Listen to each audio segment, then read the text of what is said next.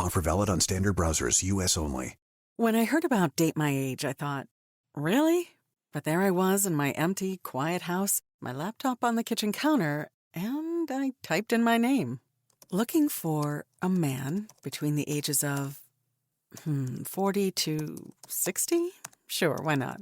Date My Age is different. With verified profiles, you can feel safe and secure to explore meaningful connections with interesting and mature singles. Date My Age made it really easy. I could join and view online profiles for free. All of a sudden, my empty house wasn't so quiet anymore. I got so much attention, it just made me feel seen and alive. Date My Age helped me start a totally new chapter in my life. Find a friend, a lover, a partner at Date My Age. Get 60% off when you join at datemyage.com today. That's datemyage.com to connect with thousands of singles worldwide. datemyage.com. You're listening to Campus Killings, brought to you by AbJack Entertainment. Be sure to check out some of the other great true crime podcasts from this network, including The Murder in My Family, DNA ID, Zodiac Speaking, Scene of the Crime, Missing Persons, Beyond Bizarre True Crime, and Citizen Detective. All of these podcasts are available for you to binge on right now, wherever you listen to podcasts. Subscribe where you're listening to this podcast so you don't miss an episode.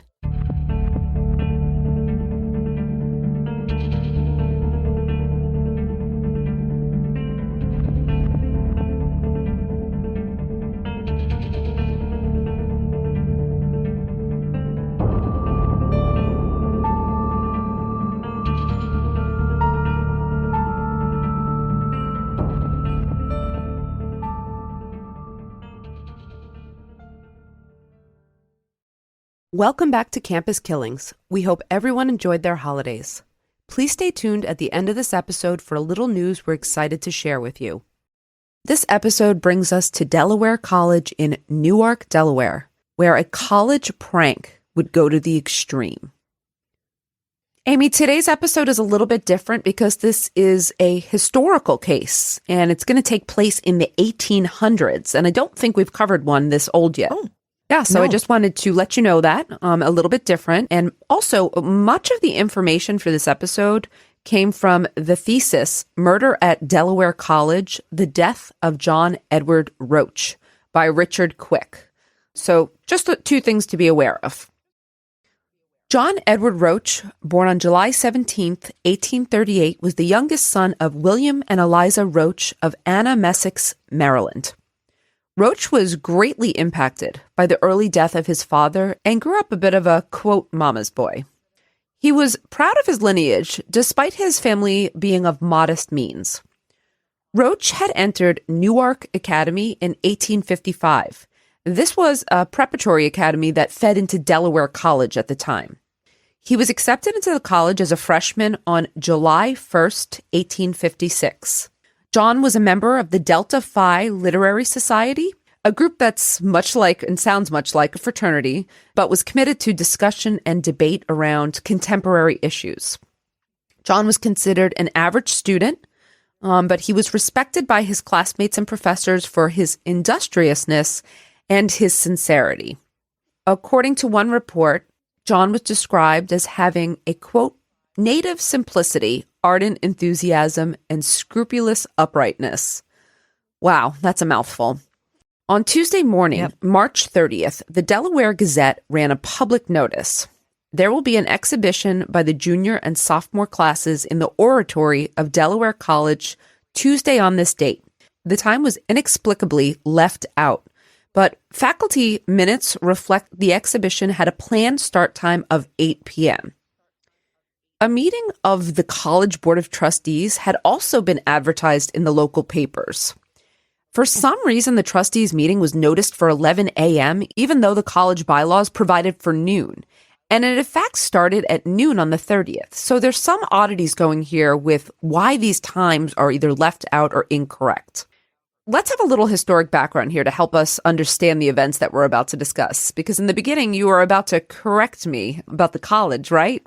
It's not Delaware College, right? That's correct. So what is now the University of Delaware was founded in 1743 by a Presbyterian minister as a home school in Chester, Pennsylvania. The school moved several times and ended up in Newark, Delaware, first as the Academy of Newark in 1969, then Newark College in 1834, and finally as Delaware College in 1843. Now, by 1858, which is the year our story today takes place, the college was in dire financial straits. In the 1850s, the college was not funded by any religious institution or by the government, and wealthy natives of Delaware generally sent their sons to schools out of state. So the Board of Trustees was meeting that same day as the exhibition, March 30th, which was the end of the spring term, to consider the school's finances going forward. I know that we also can relate to hearing a lot about, schools' finances and planning and budgeting. And I was also going to remark that that's an early end for a semester, right? that is a very early end for a semester. People always say that we end early in May, but, the school year was probably different then. The exhibition was also, just so you know, a fundraising effort that took place twice a year. It was an evening of public rhetorical exercises and speeches. So how did this come about? Well, the tradition started in 1836, but it had since been written into the college bylaws, which set forth that the sophomore class performed in the fall and juniors took the spring exhibition. So this is interesting to me. So it's not meant for freshmen and it's not meant for seniors. So you have your two middle classes, your two, in-between classes. Students would get up and recite a speech or an original writing, and the more dramatic and flowery, the better. This was meant to be a dramatic exercise. In 1858, as usual, the junior class took on the spring session, but the sophomores had been added on after concerns that there was an insufficient number of students in the junior class to handle this due to reduced enrollment. The reduced enrollment, Amy, was an indicator of the dire financial straits the college was in.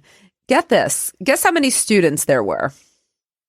Back then, for like 100? Oh, you were not far off, Amy. There were 71 students in 1855, but only 39 in 1858. Oh, wow. It's hard for me to even wrap my head around a college, an institution running. What does that mean? How many professors would there have been? And, what was the curriculum like? Regardless, this was a small amount. And as you see, the number went down by, at least 30%. So the spring exhibition was timed at the end of the term, a closing ceremony of sorts when students were feeling unburdened by their schoolwork. Quote, it served to gratify parents and friends while providing a pleasant, harmless affair for the student body. So I think this was kind of just a celebration. It was a time also, again, they were trying to raise money, but it's supposed to be a fun event. The exhibition had become a competition of sorts with one-upmanship involving decorations, musical prowess, and, like I said, flowery oratory intended to show off verbal skills and eloquence. What a different time. Oh my goodness. I thought the same thing. Every time we do one of these episodes and there is a different time or a different college, I think, oh my goodness, the way things, are so vastly different from how we do it now. Mm. At this event, pianos were brought in and colorful banners and streamers hung. I mean, this was really a big deal. And it attracted quite an audience because there was really not that much else to do in the evenings as well. The 1854 exhibition actually ended in a brawl between what one diarist called the town boys who showed up, and a fight among them and the Delaware College kids ensued. The tradition of rivalry between classes was manifested in increasingly disrespectful and mocking faux programs. So, quote, the program handed out to the exhibition audience reflecting a fake schedule of events. This is where things get a little bit interesting. This from a 2021 Delaware Live article. Quote, it was common for rival classes to put out a spoof of the oratory's program literature designed to blatantly insult the speakers. While this started out as good, clean fun, of late years, this tradition had degenerated into malicious abuse. The faculty decided to look the other way, and this was not stuff that would be considered risque these days, Amy. So just want to, preface this with this is my attempt at Latin, or this might be Pig Latin as well. So that year in 1858, the program handed out was titled Drovis Juniorum Donkey Orum Etiorum Ape Pendage Orum Delavrinicis Collegi. Oh my goodness. I'm kind of impressed that I even got that out. But there's no actual term, just so you know. This translates loosely, Amy, to a swarm of donkey juniors and their beekeepers at Delaware College. So again, maybe not risque these days, but then that was quite insulting. And now, a brief word from our sponsors. Offer valid on standard browsers, U.S. only. When I heard about Date My Age, I thought, really? But there I was in my empty, quiet house, my laptop on the kitchen counter, and I typed in my name. Looking for a man between the ages of 40 to 60? Sure, why not? Date My Age is different. With verified profiles, you can feel safe and secure to explore meaningful connections with interesting and mature singles. Date My Age made it really easy. I could join and view online profiles for free. All of a sudden, my empty house wasn't so quiet anymore. I got so much attention, it just made me feel seen and alive. Date My Age helped me start a totally new chapter in my life. Find a friend, a lover, a partner at Date My Age. Get 60% off when you join at datemyage.com today. That's datemyage.com to connect with thousands of singles worldwide. datemyage.com. If you want to feel more connected to humanity and a little less alone, listen to Beautiful Anonymous. Each week, I take a phone call from one random anonymous human being. There's over 400 episodes in our back catalog. You get to feel connected to all these different people all over the world. Recent episodes include one where a lady survived a murder attempt by her own son. But then the week before that, we just talked about Star Trek. It can be anything. It's unpredictable. It's raw. It's real. Get Beautiful Anonymous wherever you listen to podcasts. The program this year was the brainchild of a senior, Samuel Harrington. And it was a carefully executed plot that involved weeks of planning. Several weeks before the exhibition, when a student named Joseph Beale was transporting the real program to the printer in Philadelphia, along with a letter from junior John Roach ordering the print job, Harrington waylaid Beale and stole the real program. Having an advance copy facilitated the escalation of faux program tradition. So it basically allowed the pranksters working with Harrington to use the list of speakers, credits, and subject matter and materials in the real program and lampoon it all very specifically and deliberately in the fake program. All right, so here's what happened. Harrington went to pick up the printed sham programs on March 29th. The sham program contained a number of humorous writings and what Quick calls incongruous woodcuts. So those are images designed to poke fun and demean the subjects. But, Amy, this program seemed specifically to make fun of the student named John Roach, citing a, quote, love letter he had written as the source of the faux program. The introduction contained a passage spoofing what would have happened when the members of the junior class discovered the switcheroo. It read, quote, Roach has gone mad. He will crawl about tonight like other roaches, seeking what he may devour. Now, that was aimed at him, but it poked fun at others too, calling other people names like Allgas Higgins and Jackanapes Roop. But Roach took the brunt of it with 2 pages in the sham program dedicated to mocking him. Quote, you're right, ladies. It is the identical Johnny Roach, Maryland hedgehog. It referenced him sucking rotten eggs in a Chesapeake hen roost. It referenced that he descended from the royal family of Maryland to whom, quote, 100,000 is a hot copper to millionaires. I have to tell you, this was, it seemed that it was very targeted towards Edward Roach. They really chose to focus in on him. And you should understand that these are obviously old-timing insults. Some of them don't translate very well today. One of the other things that it said, quote, if he favors any of his ancestors, we judge they are cannibals on the paternal and orangutans on the maternal side. I mean, yeah, actually, even by today's standards, that would be pretty mean-spirited, huh? It sounds poetic for insults, doesn't it? Well, it's supposed to be. It's supposed to go with the exhibition program, so you're right. While it's mean, it's poetically done. In fact, Amy, it does sound juvenile. There's a lot of misspellings and hyperbole, but that was actually pretty common for humor at the time. Quick, in his writing, points out that the taunt of Roach was especially unkind because Roach was on the sensitive side, and he was known to be defensive of his familial line. Quick cites biographers of Roach asserting that he was, quote, particularly sensitive and easily touched by satire or sarcasm. And remember, Roach's father had died, so he only had his mother, and I think the insult to her heritage would sting really, like especially keenly. So in short, Edward Roach was not amused by any of this. He had a large role in the exhibition, and he took it quite seriously. Roach did not abide with these shenanigans, and he did not appreciate the attempts to undermine what he saw as a serious literary or oratorical endeavor. So Roach did not appreciate this, and a plan was formed ahead of time to steal these sham programs. Okay, how this happened? A bunch of students, allies of Roach, including his cousin Miles, set out to destroy these offensive pamphlets. A couple attempts were foiled, though, Amy.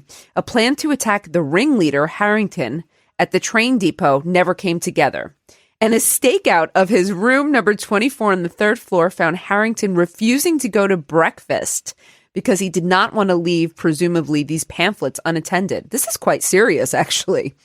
But finally, on March 30th, Harrington had to eat. So he told fellow conspirator Joseph Beale to guard his room, located in the old college building, which was the only building on campus at the time. It housed student residence rooms, classrooms, and meeting rooms. This is a quote from Quick. Beale, being hungry and not at all certain of his ability to cope with an emergency, assigned the uncomfortable job to George Hazel and went to dinner. That's so funny, Amy, that part, because I could see that happening to you. So the person who was supposed to guard the pamphlets didn't think he could basically skip dinner. And I could see that being you. You know what? I'm going to need you to handle this, Megan, because I've got to eat. Yeah. All right. The raiding party attacked while the vast majority of the students were at the noon meal. Roach was either completely unaware of this or did not participate because he was a rule follower. Or he knew what was going on but stayed out of it to lure the enemy into a false set of security. He was at the table at the noon meal with the other boys, which included Harrington. The raid party easily overpowered poor George Hazel and held him down while they attacked the lock on Harrington's door with a hatchet head and a small knife.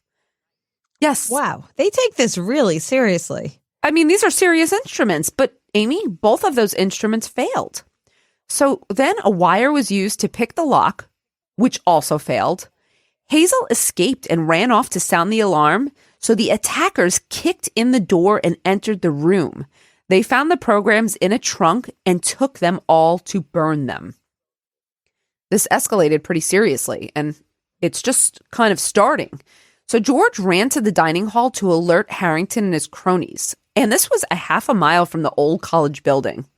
I definitely would not have run that, but Roach, Harrington, and a student named Isaac Weaver, who had just been given notice that he was expelled for too many unexcused absences, ran to the dorms in the old college building. Meanwhile, the raid party tried various rooms in search of a wood stove. Isn't that so interesting? They shoved about 1/4 of the pamphlets into the stove in the room of a raider named Higgins, and another portion in the stove in the adjoining room, which was Roach's room. They poured igniting fluid atop the papers, set them alight, and barred the door with a trunk. Wow. The pro-program party was determined to get them back, though. There was chaos as they ran to the dorm. Roach was heading for Harrington's room where he thought his friends would be, but the pro-program group was on the prowl. One kid named Roop had a stick. The Weaver kid stopped in his own room and came out wielding a dagger. Several of the boys saw him with the short weapon referred to as a dirk.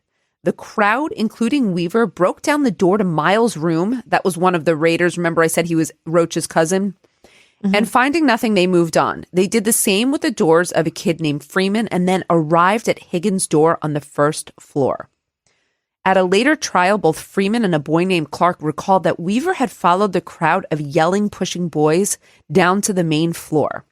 Now, Roach arrived at the same place at the same time as the pro-program crowd, Higgins and his own room. They were all allowed entry by Frazier, who believed the programs were burned beyond salvage by this point, so they thought it was over. Harrington grabbed up and brandished a broken washstand leg from his room, but a kid named Smith took it and the stick from Roop and stood in the middle of the room, a stick in each hand, yelling, quote, "We have the programs and you can't have them." Estimates at this time were that about 20 boys were involved in the fray in this room. Now, Edward Roach, meanwhile, tried to bar entry to the stove area to the pro-programmers, but Harrington pushed him aside and reached into the stove to salvage the burning papers inside. He threw some toward his friends and shoved some in his pockets and blew on the fire to try to extinguish it. Roach reportedly attacked Harrington and tried to drag him away from the stove. Fraser broke the two boys apart, literally restraining them from going at each other.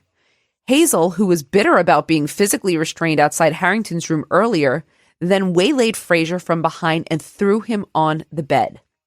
Miles noted that 2 feet inside the room, about 4 to 6 feet from Roach, was Weaver. He looked angry and overwrought like the others, but Miles said that he did not see a weapon there. Meanwhile, Roach was attacking Clark to try to take some programs back, and he then was in turn assailed by another student named Giles, who tried to punch him. Miles stepped between the two of them and absorbed the punch himself. During this fight, or scrap, Roop also got hit. Giles and Miles went at it until Giles lunged at Roach and swung at his nose. We're quoting here from Quick. The scene during those 5 to 10 minutes was one of great confusion. Barely 15 feet square, the chamber was filled with the clamor of some 20 young men. To confound matters, the flaming programs scattered across the floor had set fire to the carpet and to the contents of an overturned can of igniting fluid. Smoke soon filled the room, and frightened boys ceased hostilities to beat the blaze with jackets or whatever came first to hand, end quote. So the boys largely abandoned the fight at this point because they were way more concerned about stomping out the flames and chucking the can of fluid out the window. But Amy, all of a sudden, Roach was in the middle of the room, bloody. Blood gushed from his neck above the collar. He tried to speak out, but he couldn't say anything but Mitch, or it appeared Mitch, to a boy named Mitchell who was staring at him. He then staggered out the door. Most boys in the room did not witness any of this amidst the confusion, though. Smith didn't see any of this, but as soon as he realized Roach was gone, he went to find him, being surprised that he had left. He followed a blood trail to the exterior doorway of the building. There, Roach was slumped with a pool of blood growing at his feet. Back in the room, Miles noticed blood on the floor. Smith ran back into the room and said, "Boys, I'm afraid Roach is dying." The boys ran out, and Giles said, quote, "I did it, Johnny Roach, and I can do it again." But as soon as he saw all the blood that was coming from Roach's neck area, he said quickly, "I did not do that." Thought that he only meant that he punched him in the nose, so he didn't understand. Roop later testified that he had been catching his breath in the hallway when Roach staggered by him, whispering, "The damn fool has stabbed me," or "Some damn fool has stabbed me." Roop ran off to find a doctor. Another student was also not sure what Roach had said. Roach was able to ask him simply to go find a doctor. Other students who glimpsed Roach bleeding at the time just assumed that he had a nosebleed from this punch. Now, meanwhile, the trustees' meeting had commenced in the president's office just around the corner from Higgins' room.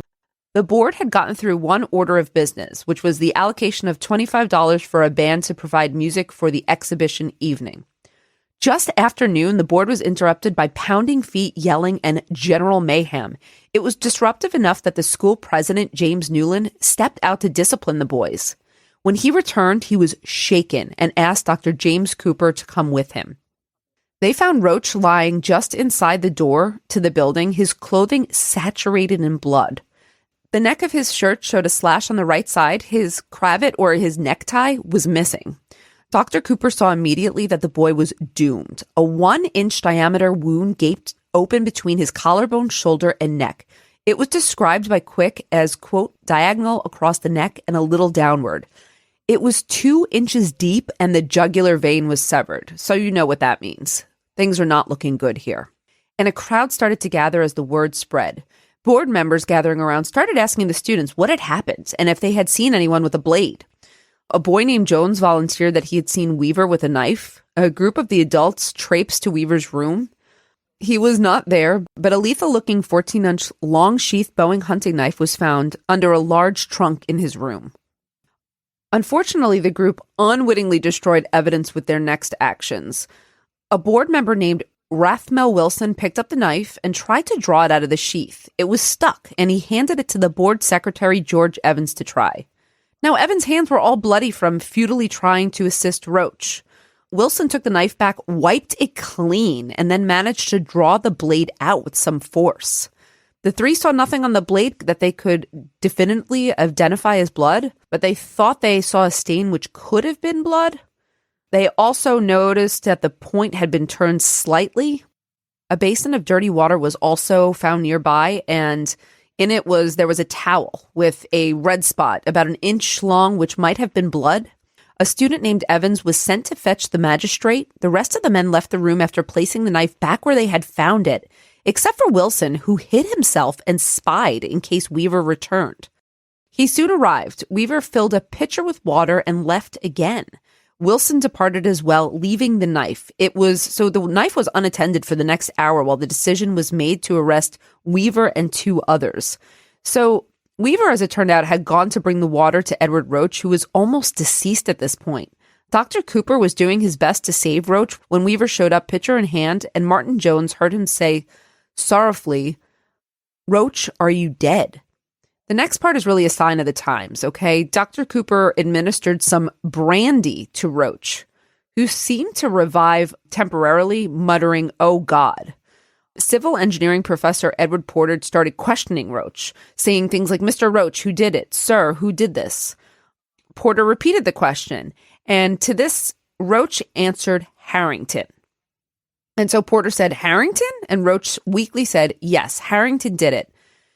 And he said, "Mr. Roach, what did he do to you?" And Roach responded, "Harrington stabbed me." Porter asked him, "Can you forgive it?" Roach said, "No." Porter said, Oh, Mr. Roach, you must forgive it. Can't you do it?" Roach said no. So this was Roach's final utterance as he died. I suspect the forgiveness was a spiritual goal. To go to one's grave with forgiveness in one's heart. Remember, this was religious, and the timing here, I think they are asking him, like, this is your final act, and they knew that he wasn't going to make it based on the injuries. The time of his death was 1:30 p.m. Dr. Cooper had been working on him for over a half an hour by the time he passed.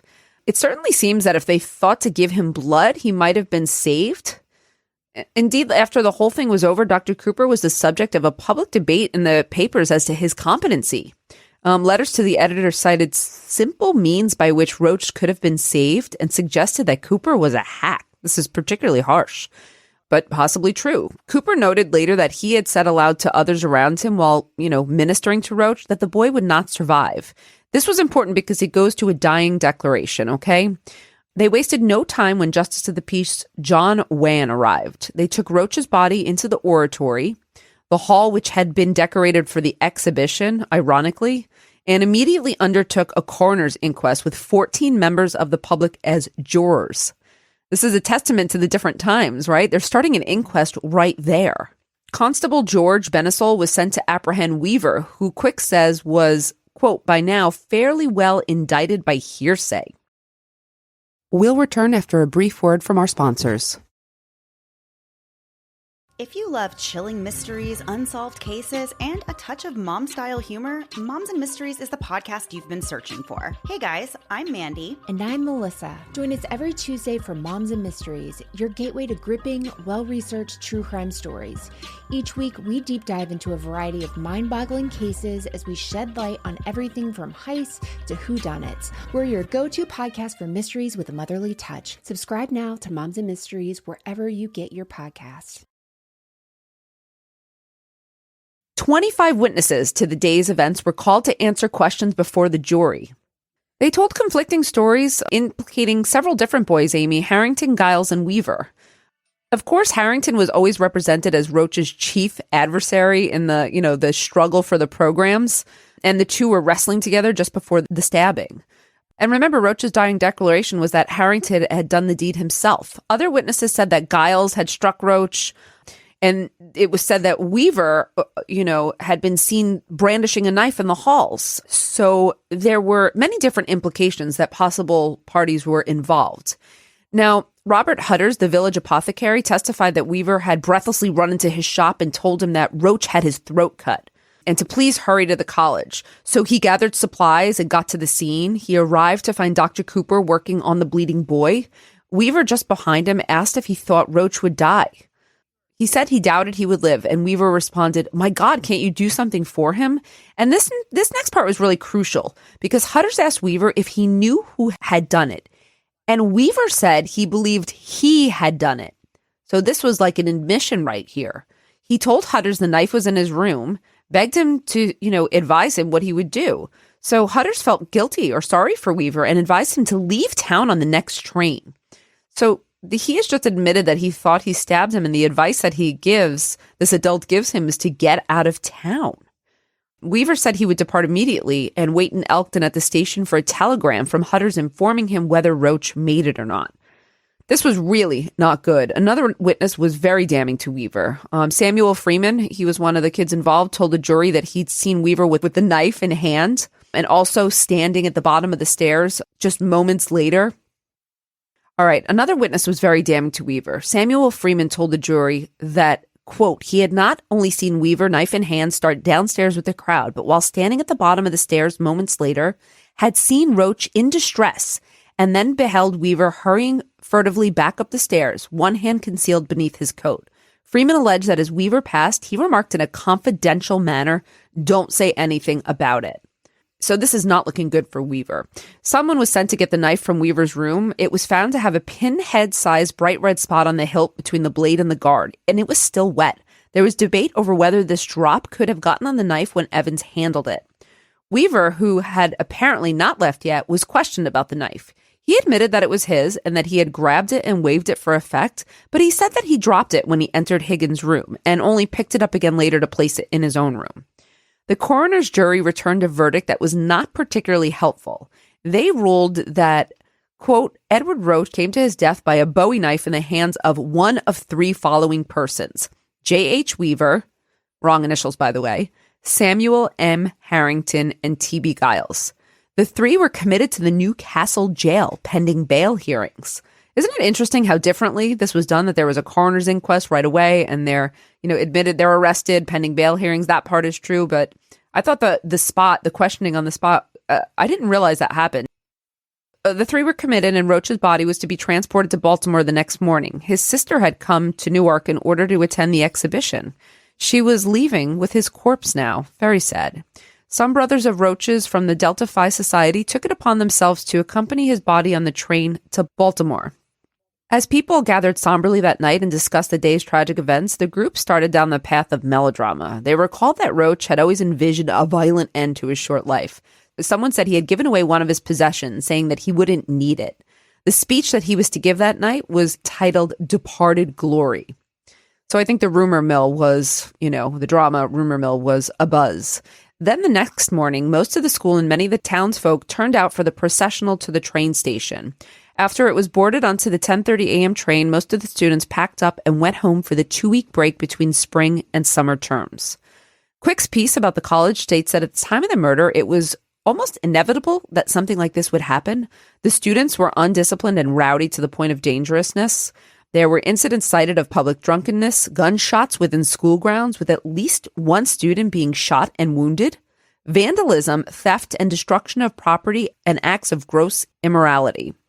Meanwhile, the tide of public opinion was against only one of the detainees.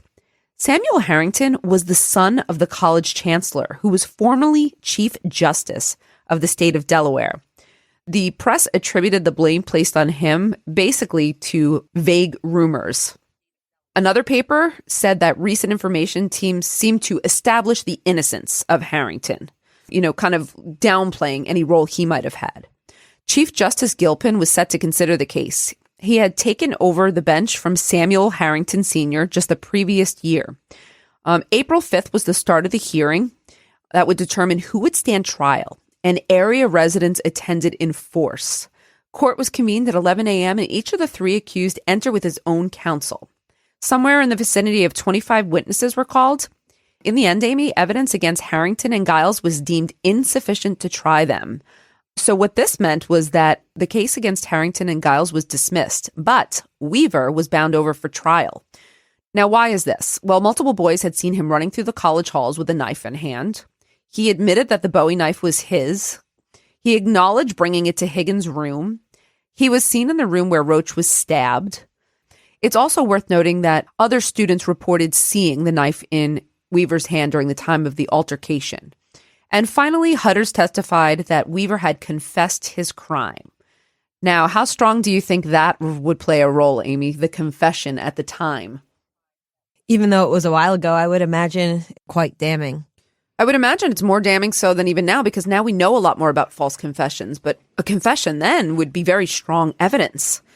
Mm-hmm. Judge Gilpin remanded Weaver to prison to await trial. He was sobbing, and his father, Levi, in the courtroom as well had tears in his eyes. Meanwhile, with the start of the new term 2 weeks later, the trustees wasted no time with a cover your ass measure, CYA measure, reminding all students of the no weapons on campus policy and declaring that the board had no knowledge of any weapons that had been brought to school illicitly by the boys. It seemed they turned their heads on a lot. And now, a brief word from our sponsors. We want to take a moment to tell you a little bit about our friends over at CrimeCon. What is CrimeCon, you might ask? It's only the greatest convention in the world of true crime where thousands of people come together to discuss their favorite cases, rub elbows with some of the biggest stars in the world of true crime, and interact with some of their favorite podcasters.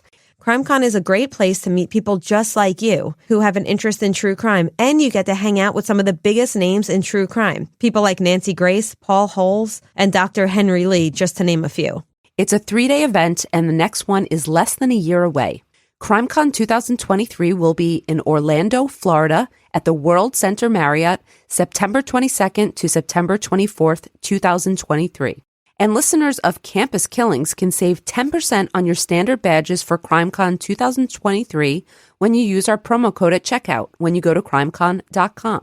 That promo code is Campus Killings, all one word, no spaces. Book your trip now before spots sell out, and who knows, maybe we'll see you there in September. Weaver was arraigned on May 14th, where his counsel entered a plea of not guilty on his behalf. The trial began on Monday, May 17th. The courthouse was packed so full, Amy, that the judge had to order a path cleared so Weaver could be brought in. This was a spectacle, and this was a time also when trials were spectacles. They were public spectacles. Attorney General George Fisher stated that the state was charging Weaver with first-degree murder, requiring malice aforethought, but the jury could also consider the lesser charge of manslaughter. I think this was a real reach. Don't you think, Amy, charging him with first-degree murder? Yeah, Megan, I don't see any evidence of premeditation at all, unless they have evidence we don't know about. No, 43 witnesses were called for the state, though, so this is a lot. Most of their testimony was a repeat of the material at the preliminary hearing, which we already reviewed, but there were a few additional items. Specifically, a friend had visited Weaver in jail and testified that they discussed the case. And then, he said that Weaver admitted to doing it, but not intentionally. He said that he was surprised to hear this. And he said moments later, Weaver retracted the statement. But, this was also considered, I guess, another confession of some sorts that, he's admitting to doing it. Testimony was offered that there was also bad blood between Weaver and Roach. So this was, somewhat newer information. Mitchell testified that he didn't see Weaver in the room at all. Miles testified to the same. And despite others' testimony, both said that Weaver and Roach were friendly as fellow members of the society and had no beefs between them. So this was, testimony on the side of Weaver and not against him. Weaver's attorney, David Paul Brown, produced character witnesses for Weaver, who generally testified that he traveled in low company, he had never been in significant trouble before, basically that he just wasn't a bad kid. Quick states that the prosecution had some insurmountable obstacles to a conviction. First of all, the biggest one was the utterance by Edward Roach that Harrington had been the one who stabbed him. He said it a couple of times. It wasn't just once. Second was the inability of the state to show that the Bowie knife owned by Weaver was actually even the murder weapon. They couldn't say for sure. No one ever saw Weaver stab Roach or even being within 6 feet of him. Only one boy even recalled seeing Weaver in Higgins' room where the stabbing occurred. Weaver adamantly denied stabbing Roach, and Dr. Cooper determined that the stab had been inflicted in a downward stroke. Now, Roach was a tall boy, but Weaver was a mere 5 feet tall. So the evidence was not that strong against him. The jury got the case around 11 a.m. on the third day of trial. What do you think their verdict would be, Amy? Not guilty. They returned with a verdict at 12:50 of not guilty. Just so you know, that's 1 hour and 50 minutes. Quick reports that the verdict was overwhelmingly supported by the spectators and that there was such a ruckus celebration in the courtroom that Sheriff Ogle had to restore order. There were hearty cheers for the jury, yet the court's verdict seemed to come as a shock to many of Newark's citizens who believed that it had been given without thorough consideration of all the facts. The Baltimore Sun wrote that the public opinion on the verdict was divided. Weaver was released to his father and returned to Baltimore. He remained expelled from the college. Remember, he was the one who was expelled for absenteeism. A public meeting was held, and about 90 members of the citizenry issued resolutions declaring that Giles and Harrington were not to blame and Roach could not have known who stabbed him. It's not clear why no one believed that Harrington had been the culprit. I think, remember, his father was a judge and a chancellor, and there was just I was going to say that's why. Strong influence. Yeah. Meanwhile, the murder of John Roach was pretty much the death knell for Delaware College. Quick reports that in January 1859, the Board of Trustees resolved to close down the school due to lack of funds. It reopened in 1870 and since 1921 has been the University of Delaware. Today, ghost tours of the University of Delaware campus focus in part on the 1834 old college building where Roach died, which was the only school building for 58 years. Legend had it that another student died in that same spot, a member of the Choctaw Nation who came to campus on an exchange program and fell down the steps of the old college in the very spot where Roach later died and cracked his skull.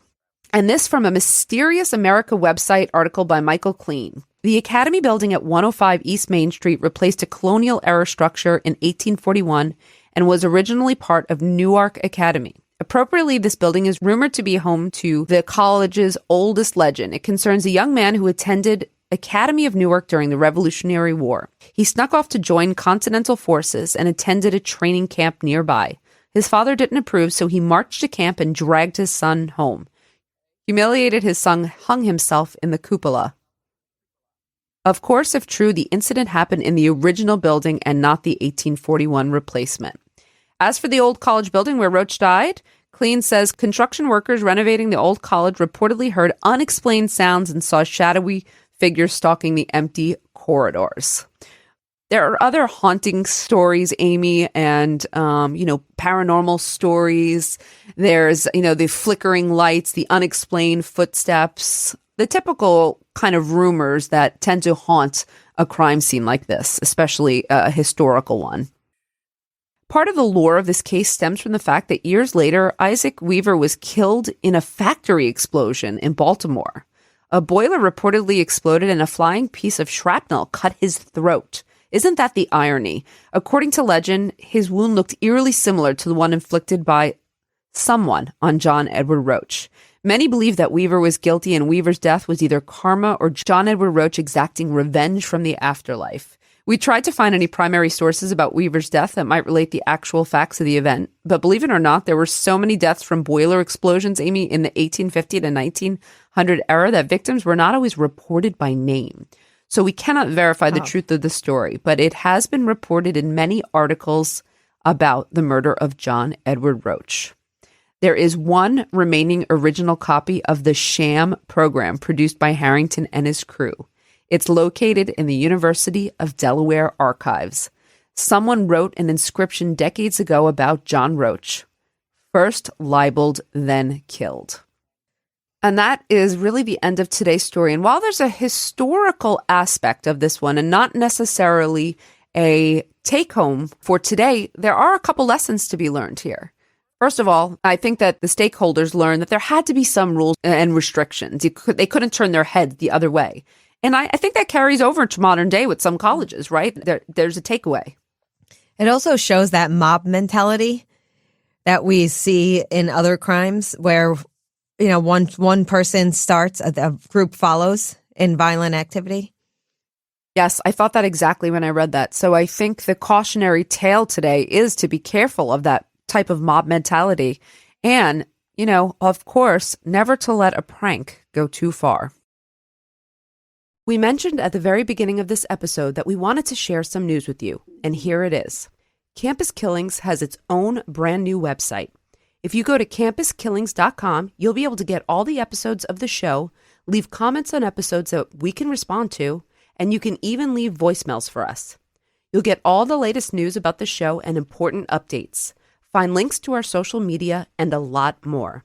So it's really your one-stop shop for everything Campus Killings, so we hope you'll check it out. We'll see you back here soon with an all-new episode of Campus Killings. Campus Killings is hosted by Dr. Megan Sachs and Dr. Amy Schlossberg, with research and writing by Jessica Betancourt. It's produced by Mike Morford of AbJack Entertainment. Be sure to follow Campus Killings on social media.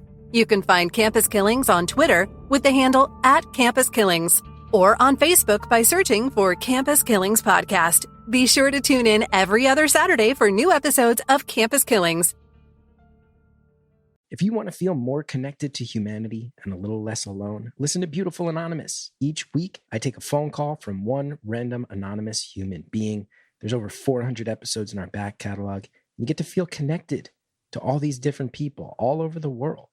Recent episodes include one where a lady survived a murder attempt by her own son. But then the week before that, we just talked about Star Trek. It can be anything. It's unpredictable. It's raw. It's real. Get Beautiful Anonymous wherever you listen to podcasts.